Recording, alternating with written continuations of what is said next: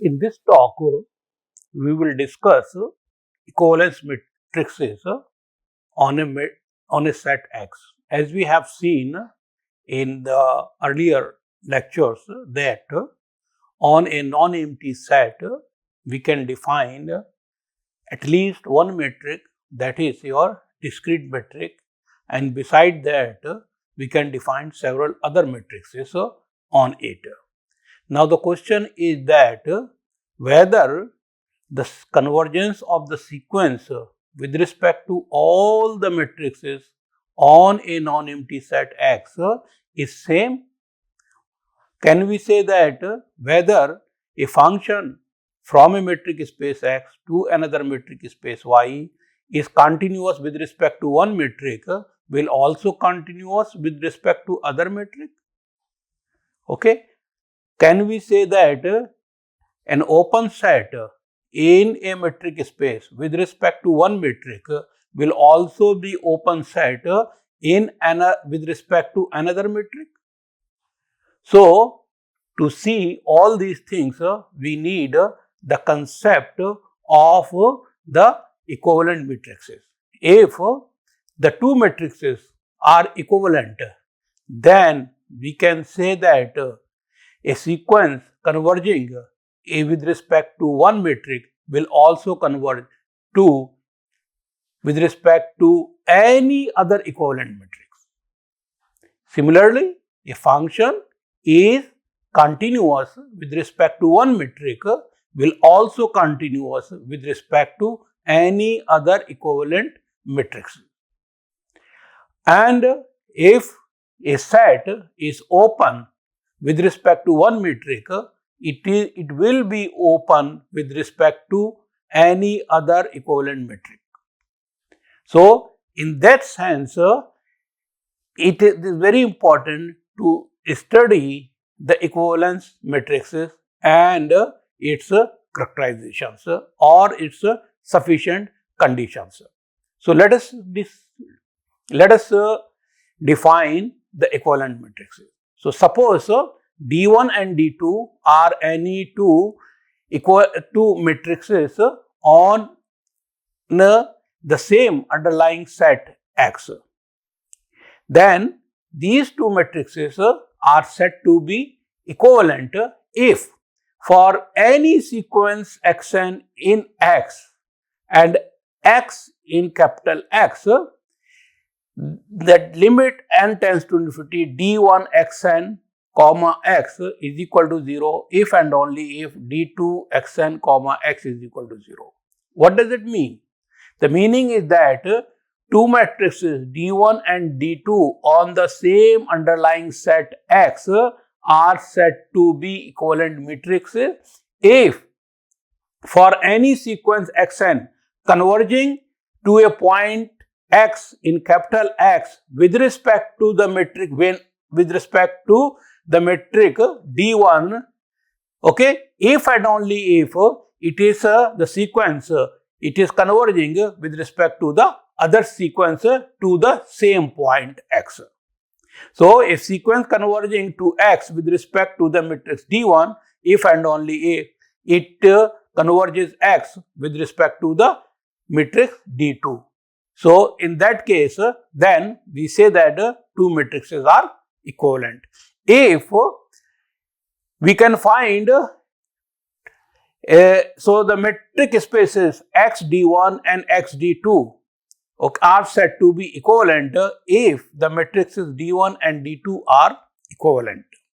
Now, here is we can see that two matrices D1 and D2 on a non-empty set X are equivalent if and only if the identity map from the metric space X D1, that is to say the metric space with respect to the metric D, to the metric space X with respect to the metric D2 together with its inverse, okay, I inverse XD2 to XD1 are continuous. That is D1 and D2, two matrices are equivalent if the identity map this identity map and its inverse both are continuous. That is, you can say that the identity map I from the matrix X D1 to the matrix X D2 is homeomorphism, because this is the identity map and from X to itself, so it is 1 to 1 onto the function I is continuous and inverse is also continuous. So, two matrices are equivalent if and only if the identity map from the matrix X D1 to the matrix X D2 is a homeomorphism. The second thing is that if two matrices are equivalent, then the families of open sets are same in dx1 and dx2. As I mentioned that if two matrices are equivalent, then if a set is open with respect to the matrix D1, then it would be open with respect to the matrix D2 and vice versa. And same thing holds good for the closed set. Not only this, there are several other what we call it topological properties. They are, so if some topological property holds with respect to the matrix D1, it also holds with respect to the matrix D2. Now, can we have some sufficient condition for the equivalent matrices? So, here we have sufficient conditions. So, two matrices D1 and D2 on a non-empty set X are equivalent if there exist constants K1, K2 greater than 0 such that K1 D2 XY is less than or equal to D1 XY is less than or equal to D2 X2 XY for all XY. So, in other words, you can say that this inequality is the sufficient condition for two matrices are equivalent on a set X. Keep in mind, I am not saying that it is also the necessary condition. I am saying that it is a sufficient condition. So, let us prove this sufficient condition and then we will see that whether it is a we will see that whether it is a necessary condition or not. So, sufficiency let us prove. So, for that we will have to prove that D2 are equivalent matrix. So, we have to prove that. So, first let us take xn be a sequence such that xn converges to x with respect to D1. In other words, this limit this D1 xn x converges to 0 as n tends to infinity. Okay, now from the first term, from this one, so here you can say that because from here we can put x is equal to xn and y is equal to x, then from here we can write like this k1 d2 xn x is less than or equal to d1 xn x. But this converges to 0, so it means that this converges to 0. So it means that if xn is a sequence converging to x with respect to d1, it will converge with respect to x with respect to the matrix d2. Now conversely, for the other part, if the sequence xn converging to x with respect to d2, then by using this one, okay. So here we can take this is your xn and x, so we can write like this one. And since this portion is converging to 0, so d1 xn x will converge to 0 as n tends to infinity. In other words, the sequence xn will converge with respect to d1 to x. So we have proved that if you have a sequence, okay, xn converging with respect to matrix d1 will also converge with respect to d2. Okay. So now, as I mentioned that here is we are saying that this condition is the sufficient condition, not the necessary condition. In other words, if this is holds good, Okay, if this condition holds good, then D1, D2 are equivalent. But if D1, D2 are equivalent matrices, then it is not necessary that this condition holds. So here is we have a remark which says that the following example shows that the converse of the above theorem does not hold. That is, if D1, D2 are equivalent matrices, then the inequality in the previous result 5.4 need not be true. Let us take a counter example to verify this statement. So for that, let XD be any metric space, and rho we are defining another metric in the following way. Okay, so rho xy is equal to dxy divided by 1 plus dxy. We have seen in the previous talks, or we have this is an exercise. If D is any metric, then the rho xy, which is defined as dxy divided by 1 plus dxy, is also a metric on X. Okay, and not only this, whatever is D, whether a space with respect to D is bounded or not, but the space with respect to this new metric, it is also bounded. And now from here you can see that if you have a metric, okay, on a set X, you can define another metric by using the previous metric on the set X. So, and now you see, we will see that rho O and D, they are equivalent matrices. So, how we can prove this? So, let Xn converges to X with respect to the metric D. Okay, so Xn converges to X, that is to say this D Xn X converges to 0 as n tends to infinity. So, if this converges to 0 as n tends to infinity, the whole thing, the rho Xn X will converge to 0. So, rho Xn X converges to 0 as n tends to infinity. Okay, now on the other hand, we have to prove that if rho Xn X converges to 0, then the D Xn X converges to 0. So, if this is converges, then by the definition of the convergence, for every epsilon is less than 1, we have 2 minus epsilon is greater than 1. And also there exists a positive integer n such that rho Xn X is less than epsilon by 2 for all n is greater than capital N, by the definition of the convergence of the sequence with respect to rho. So, we have this one. Now, because rho Xn X is equal to d Xn X divided by 1 plus d Xn X, but this is less than epsilon by 2 for all n is greater than 0. Now, you can simplify this for dxn. So, by simplifying this dxn, this expression can be written as dxn comma x is less than epsilon by 2 minus epsilon. But of course, this is 2 minus epsilon, so this is always less than epsilon. So, this is less than epsilon for all n. It means that xn converges to x or dxn converges to x as n tends to infinity.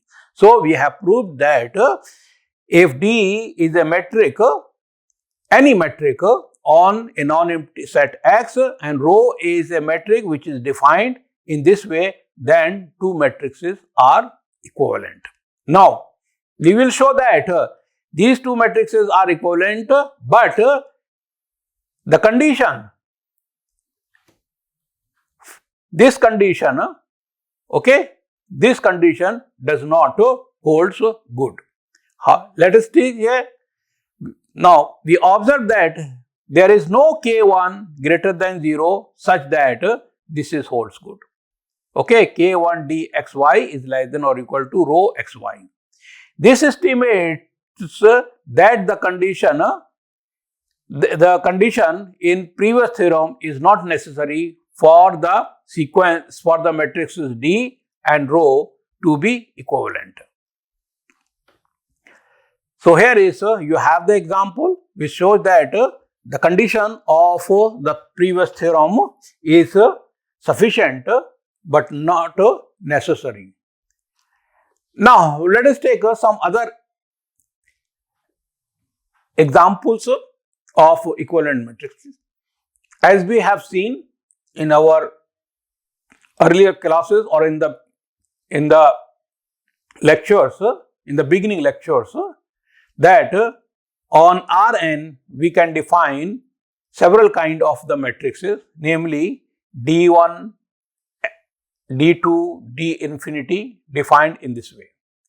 Okay, and then all these three matrices are equivalent, and this can be proved by using this inequality. So this inequality holds good in general, and now by using this matrix, so here is you can put because here alpha I, so you can put alpha I is equal to xi minus yi. So here is alpha I is equal to xi minus yi, you will get this one, and here is you will get xi minus alpha I whole square.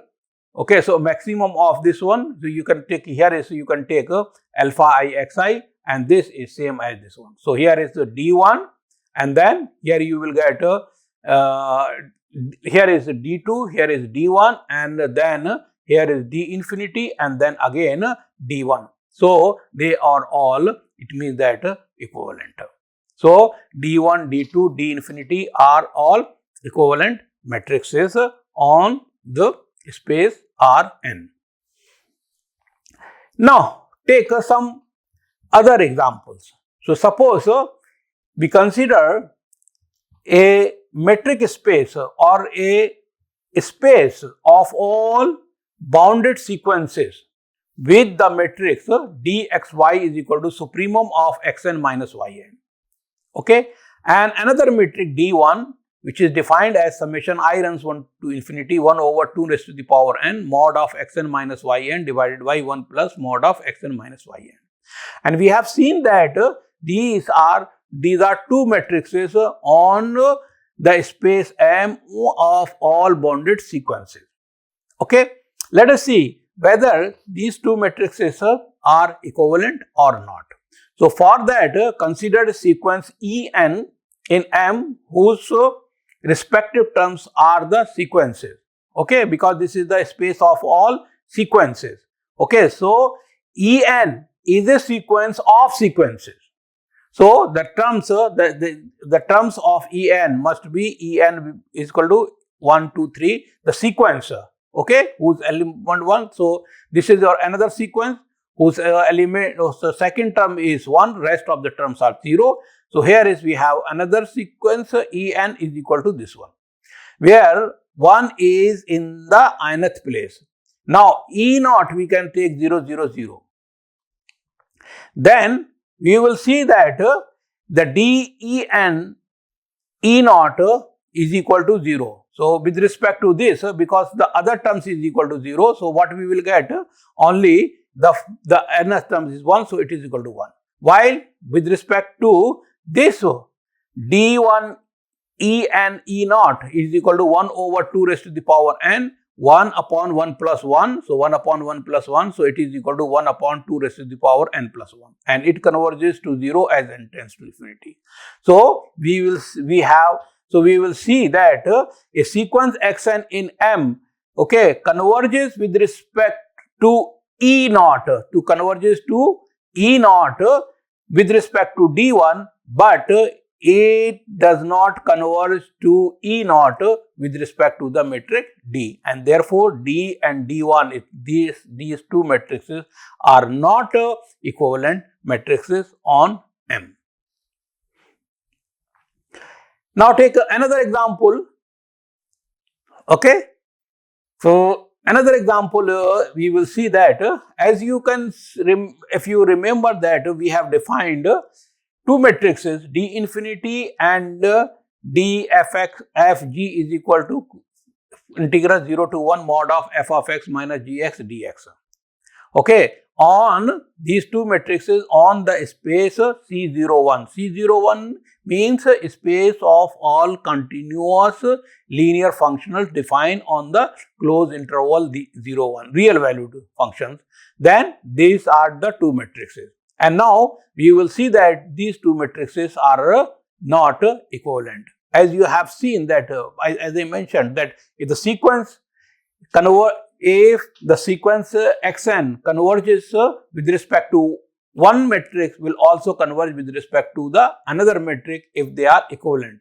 It means that what?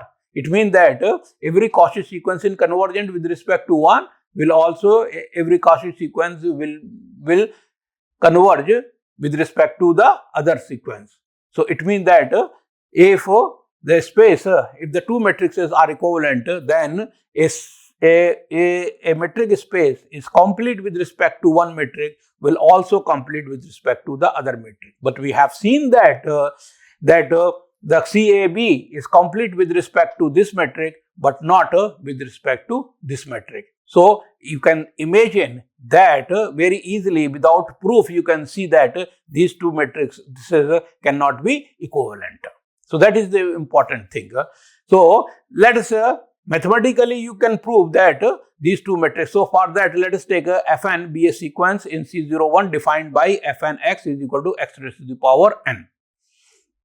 And let fx is equal to 0 be a function. Okay, so for all x is equal to 0, then we will see that with respect to this metric, the Fn, this sequence converges to f. How it will convert? Because we can say the d Fn f from here. Here is this is equal to x raised to the power n, and here it is equal to 0. So it is 0 to 1 xn dxn. So it is equal to 1 over n plus 1. But this converges to 0 as n tends to infinity. So Fn converges to f with respect to d. Now, whether it converges, whether Fn converges to f with respect to d infinity. So let us take here as d infinity Fn. It is equal to the supremum of Fn x minus Fn. But this is equal to 0 and this is equal to what?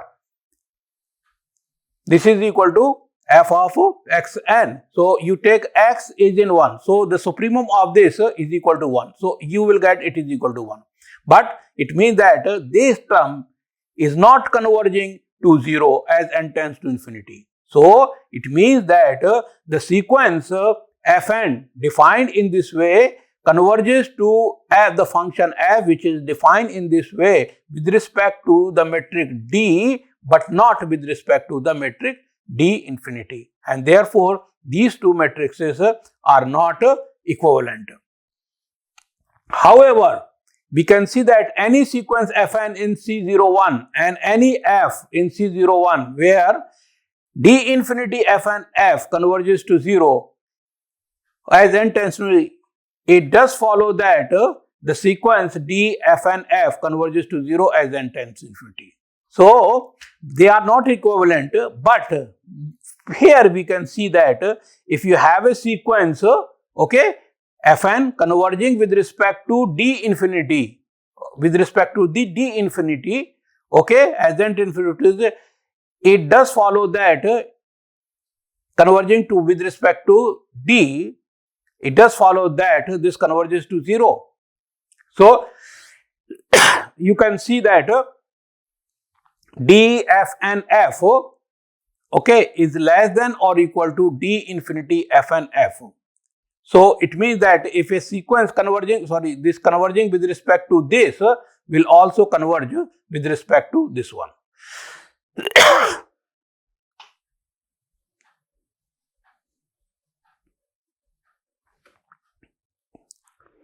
Now, here are some exercises. So, of course, here is I have given the hint, here is for this I have given the proof, and here is any without proof. So, you can see here is give an example to show that the metric space xd1 and xd2 are homeomorphic, but their respective matrices d1 and d2 are not equivalent. Okay, as I mentioned that the two matrices xd1 and xd2 are, the matrices d1 and d2 are equivalent if and only if the identity map from xd1 to xd2 is a homeomorphism. So, but not if they are two homeomorphism, okay, then their respective matrices may not be equivalent. So, for that you can consider the x is equal to r and the function f, you can define in this way that f of x is equal to minus x. When mod x is less than 1, it is equal to x otherwise. And consider the matrices D1, D2. D1 is defined as usual matrix and D2 is defined as mod of f of x minus f of y. I have already in the first or second talk we have seen that this is a metric on X. So these are two matrices, and then F is a homomorphism from RD1 onto R2D2, but the matrices are not equivalent because the set of positive real numbers is open under D1, okay, because this is the usual metric, but not under D2.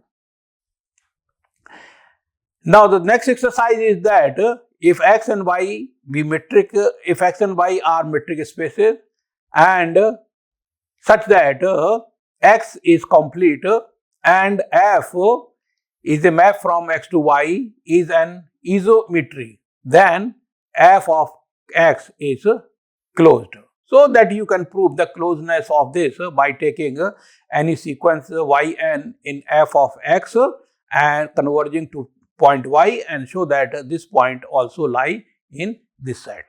So this is very simple and you can do by yourself. So now this is all about the equivalent matrices. Okay, now we start the next section, and where we will discuss the uniform convergence of the sequences. Okay, so far we have seen that the convergence of sequences of the elements of a metric space. Okay, the convergence of sequences of elements of a metric space. Or we have also seen the uniform convergence, okay, uniform continuity, okay, continuity and uniform continuity of a function. And we have seen the convergence of sequences. So here is it is almost similar as we have seen that the uniform continuity and continuity. So here is we can see that we study two ways in which the sequence Fn of continuous functions can converge to a point F. So in this section we will study that there are two ways, okay, where the sequence Fn of functions of continuous functions can converge to a function F. So what are these two ways? One way is called pointwise convergence, another is called uniform convergence. So the distinction is rather similar to the distinction between the pointwise and uniform continuity. So in the pointwise case, a condition can be satisfied in different ways for different x. However, in the uniform case, it must be satisfied in the same for all x. Let us see how they are similar. So let Fn be a sequence of functions from a metric space x to another metric space y, and f is a function from x to y. Then we say that the sequence Fn, okay, the sequence Fn of functions converges pointwise to the function f. Okay, Fn converges pointwise to the function f if for every epsilon positive and for all x in x. For every epsilon positive and for all x in x, there exists a positive integer n such that d f n x f of x is less than epsilon for all n is greater than n.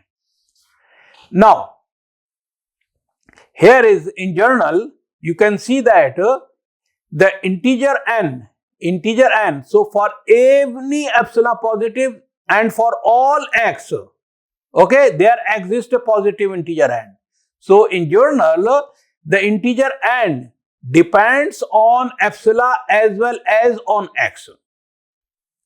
So the n depends on epsilon as well as on x. It is not always possible to find an integer n such that this inequality holds good for all x in x simultaneously. Now, if this n depends only on epsilon, not necessarily on x, then we say that the sequence Fn converges uniformly to the element f. So here is again the epsilon n is depending, if n is independent of epsilon. So we have the formal definition, let xn be a sequence of functions from a metric space x to another metric space y, and f is a function from x to y. Now we say that the sequence Fn converges uniformly to the function f if for any epsilon positive there exists a positive integer n depending on epsilon. So here is for any epsilon positive there exists a positive. So n is depending on epsilon such that this is holds good for all n is greater than n and all x in capital X. Now here is I am mentioning the for each epsilon positive and for all x in X. So corresponding to epsilon and x there exists an integer n, but here is corresponding to epsilon there exists an integer n, okay, and which will work for all x. So here is we can say that the sequence of functions converge to a point x.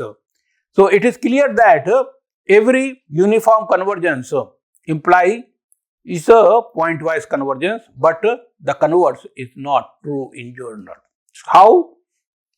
We will give an example. So let us take here is suppose x is your closed interval 0, 1 and y is equal to r with the usual metric, and let Fn be a sequence of functions Fn from x to y defined by that Fn x is equal to x raised to the power n for all x is in 0, 1 and all n natural numbers.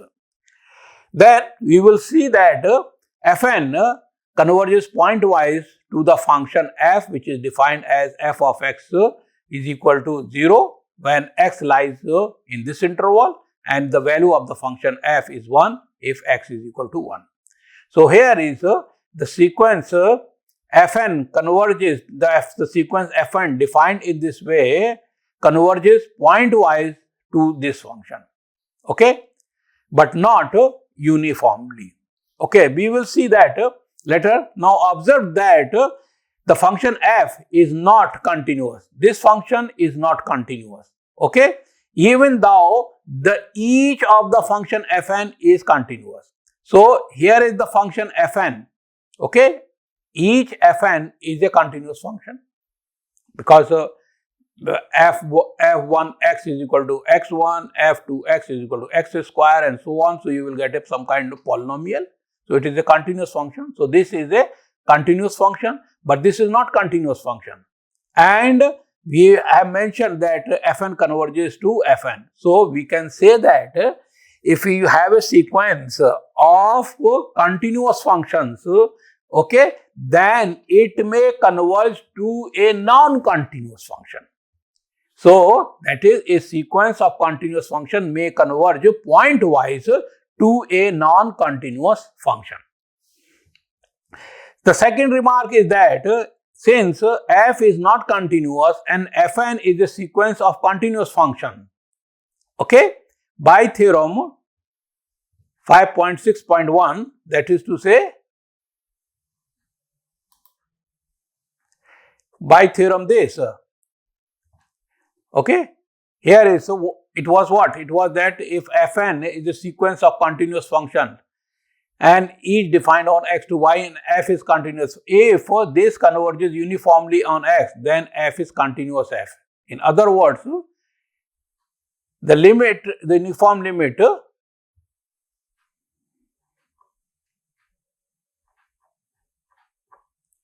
Okay, so we will see later, we will see that the Fn does not converge uniformly to F. Okay, now let us take here is another example. So let x and y be usual. The metric x and y are the real line with the usual metric, and Fn be a sequence from x to y defined in this way, that is Fn x is equal to 1 minus 1 over n mod x if mod x is less than n, and it is equal to Fn x is equal to 0 if mod x is greater than or equal to n. And then we see that the sequence Fn converges pointwise to a function which is defined as f of x is equal to 1. But Fn does not converge uniformly to f. We can see that if we take epsilon is equal to half, and then for every natural number there exists x naught in capital X with f of x naught is equal to 0, and so the mod of f of n f of x naught minus f of x is equal to 1, which is greater than epsilon, and therefore it is not the sequence Fn does not converge uniformly to the point f. The above example shows that the pointwise limit of a sequence of continuous functions may not be continuous.